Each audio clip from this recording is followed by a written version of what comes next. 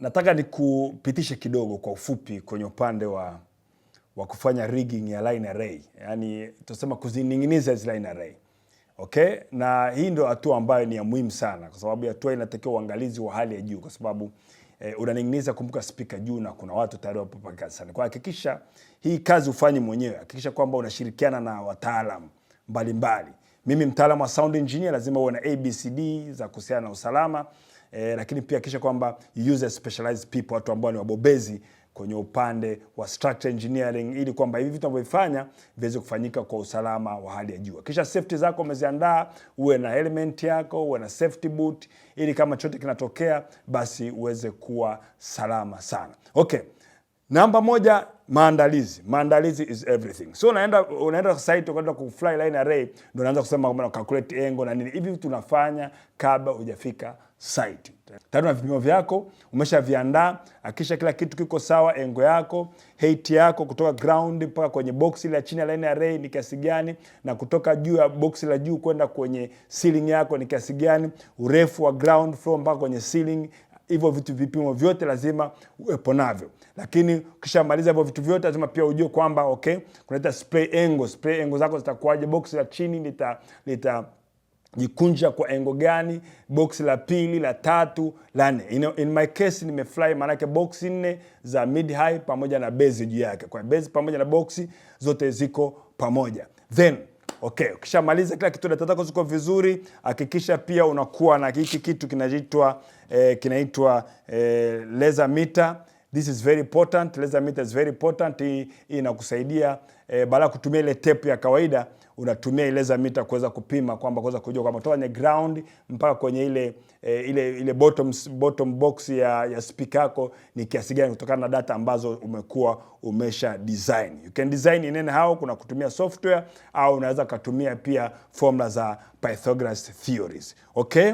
Kwa hiyo unaweza ka verify, okay? Au nyingine you can use tape measure. Tape measure pia inaweza kusaidia kuweza kufanya nini?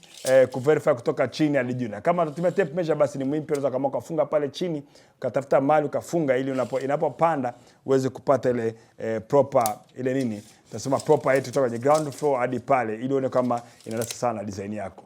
Hakikisha unaenda kwenye hatua ya kupandisha. Kabla hujapandisha cable zako zote, fanya proper wiring ya cable zako zote zinazoingia pale, na mara nyingi ukitumia 4 core inakuwa nzuri zaidi. Kutumia 4 core au 8 core ili kwamba kusio kuna cable nyingi sana na run kwenye zile speaker. Ikiwa 4 core unatumia 4 core kaingiza kwenye speaker moja, then ukaloop na speaker nyingine, kaza speaker moja, kaloop na speaker nyingine ili kupunguza the bunch. Weka cable ties zako vizuri, ziweke very properly, kisha umezipima zile cable ziko sawa, kisha maliza sasa nao ni kupandisha.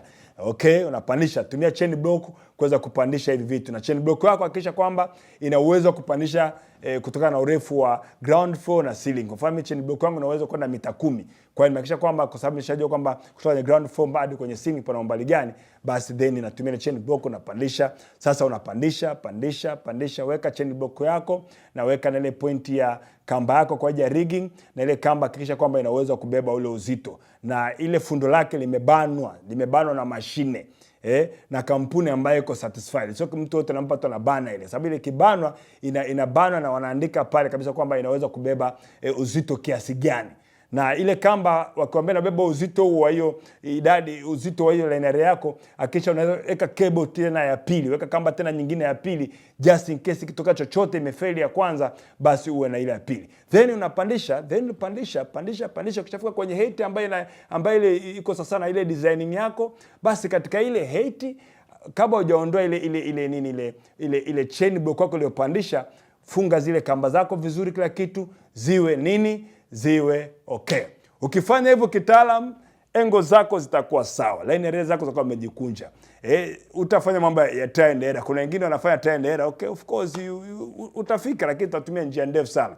Lakini unapofanya calculation inakuwa much straightforward. Sababu utafikia kule, bwana angalia hiyo speaker imekunja speaker nasikia sauti nasikia. Hivyo vitu vyote vinafanyika kabla hujafika sauti. You can design it. You can use the trigonometric calculations kufanya trig. Wale soma hesabu unajua kuna kitu trig, labda sin is equal to opposite of hypotenuse, or tan theta is equal to opposite of adjacent. Use those formula, they will help you to calculating zile spray angle zako, one zinakuwa kwaje. Thanks very much. Ni mimi mtaalamu wako Benson Sechu from B Media Limited, ambaye nimekuletea somo hili ambalo linakufundisha kwa matendo zaidi namna ya kuweza kuhakikisha kwamba unaweza kufly line array zako. Kujifunza zaidi na kupata vitabu, basi unaweza kuwasiliana na mimi. Mtaalamu wako ni mkufunzi lakini mshauri wa mambo ya acoustics pamoja na kutawala vifaa vya muziki. Na hapa